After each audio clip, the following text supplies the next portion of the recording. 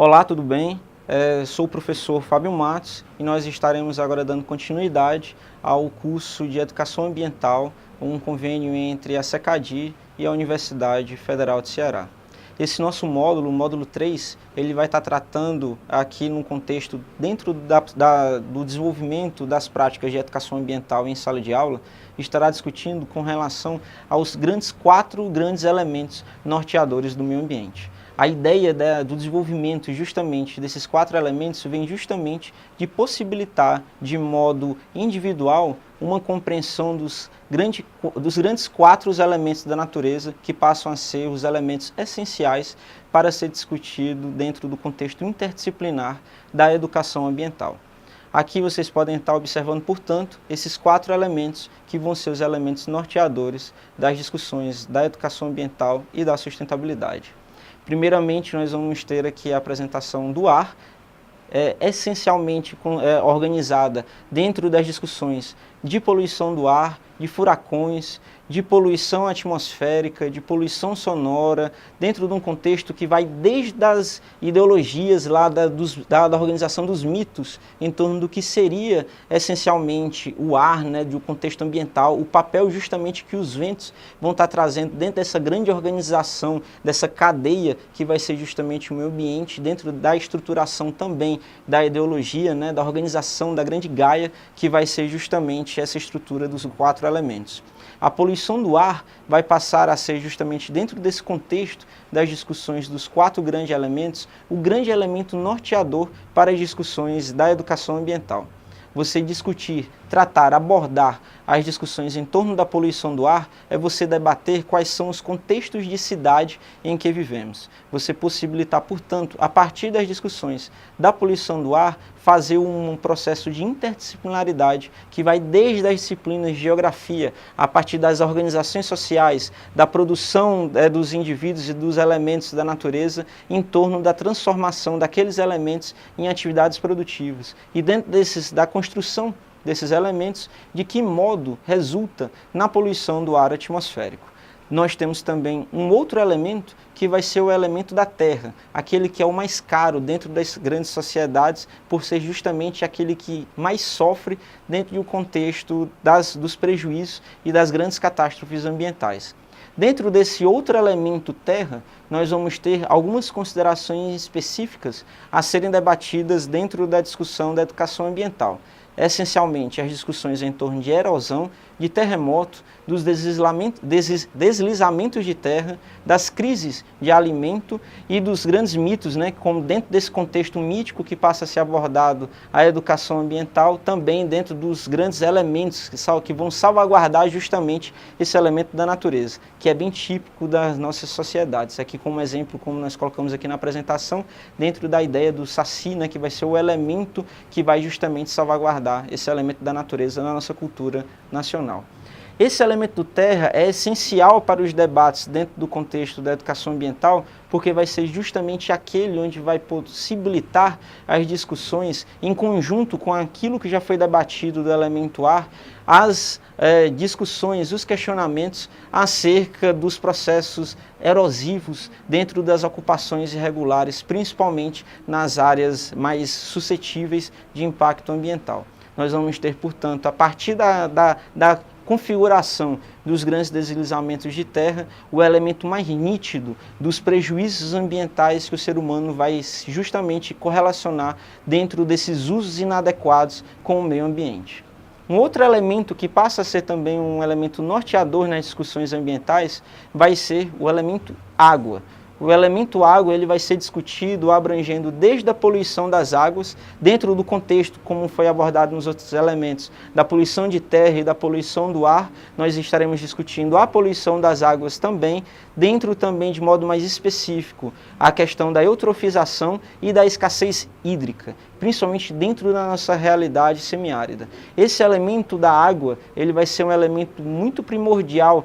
nas discussões em torno da educação ambiental, principalmente nas escolas do semiárido nordestino, a fim justamente de possibilitar discussão interdisciplinar em sala de aula com relação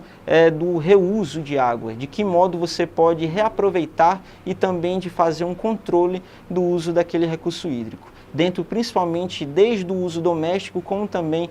do contexto agropecuário nacional. É uma possibilidade de levarmos para a sala de aula a discussão de que modo tanto a indústria quanto a agropecuária se utiliza e se apropria do uso da água e de que modo se apresenta justamente as consequências desse uso da água dentro da escassez hídrica que nós observamos na nossa região. Um outro elemento também essencial vai ser justamente o elemento do fogo, que vai estar sendo discutido desde o contexto dos grandes incêndios florestais, como também em outros mais abrangentes, essencialmente como, por exemplo, os vulcões, que não é muito típico da nossa realidade, mas ele entra dentro do contexto interdisciplinar das discussões em sala de aula, a fim justamente de possibilitar discussões dentro do contexto da geografia, por exemplo, que vai estar discutindo com relação à formação justamente geomorfológica ao redor do planeta. Dentro também desse contexto mítico que passa a ser abordado esses 4 elementos, nós vamos ter dentro da nossa cultura nacional a possibilidade